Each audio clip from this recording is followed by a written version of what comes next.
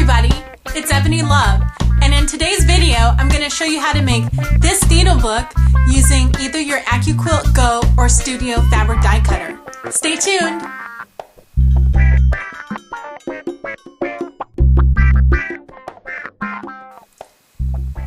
I made this needle book to store different sizes of sewing needles.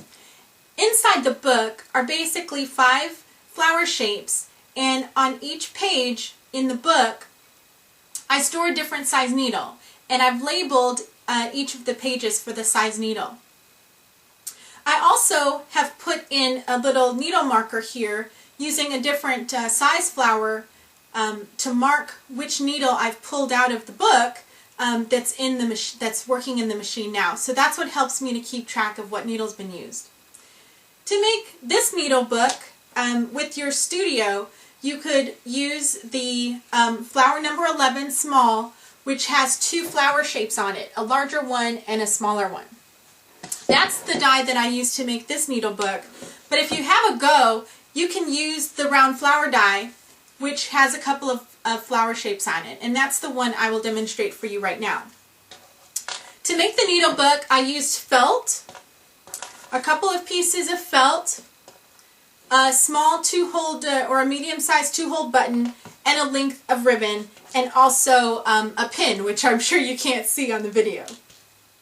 To cut the pieces for this needle book, you need a couple of pieces of felt that are cut to 4 inches wide. And the 4-inch wide strips are what's going to cover the larger flower, and then a 2.5-inch wide strip will cover the little flower center. When you're cutting felt on the AccuQuilt Go, you do want to reduce the number of layers that you're cutting. And with this particular felt, I'm going to cut with 2 layers. And so I'm placing the felt over the flower shape. And at the same time, since I'm running this pass through the cutter, I'm also going to cut 2 of those alternate shapes as well. So I layer my mat on top and run it through the cutter.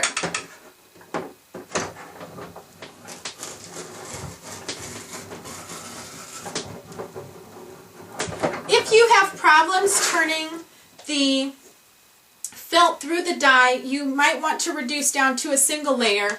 It was just a little bit tougher for me, but I got these 2 shapes. And then I also got these 2 smaller pieces. For this needle book, the needle book actually uses 5 of these flower shapes, so I'm going to take a couple more passes through. And this time I only need a couple of the larger flowers, so that's all I'm running through the cutter.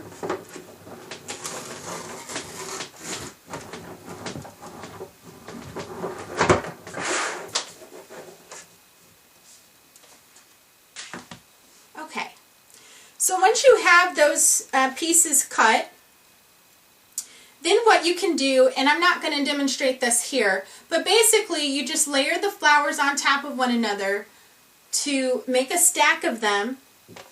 And then what you can do either on your sewing machine or by hand is take a needle and stitch the button to the edge of one of the flowers. So you'll have the button stitched on the side. And that's what's going to keep, if you stitch it through all 4 layers, that's what's going to secure these flowers together. Then what you would do is take the other 2 smaller flower shapes, and what I did is I put one on the pin, so I have a little straight pin here, and then I take my length of ribbon and I'm just going to weave the ribbon onto the end.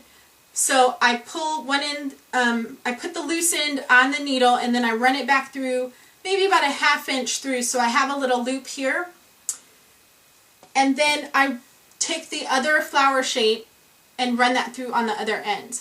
And then what you want to do is take a spot of glue, so you can use hot glue or a fabric glue, and just glue these 2 flower pieces together, and that's what's going to make your marker. You might also want to use, I'm using really long straight pins, you might want to use just a shorter pin for this. It doesn't need to be a huge pin. You're just attaching something to it so you can pin things on. So once you have that, so this is the needle book that I already finished. So once you have that small flower shape attached to the ribbon, then you take the other end and you just tie it to the button about midway into the book. So that's how you get the marker to stay onto your needle book. And then the last piece is just to label your needle book. So I have some little printed labels here that I did with a Dymo label printing machine, and I printed the sizes of the needles. And then the last piece is really just to put the right needles on here. And again, when you're ready to use a needle on your machine, you pull the needle out that you want to use, and you take your marker and you stick it in the page that you took the needle out of. And that's how you'll always know what needle is in your machine. As you can see, this project is really easy to do on the go or on the studio, so I hope you have fun and it makes a nice gift for a quilter. Happy quilting!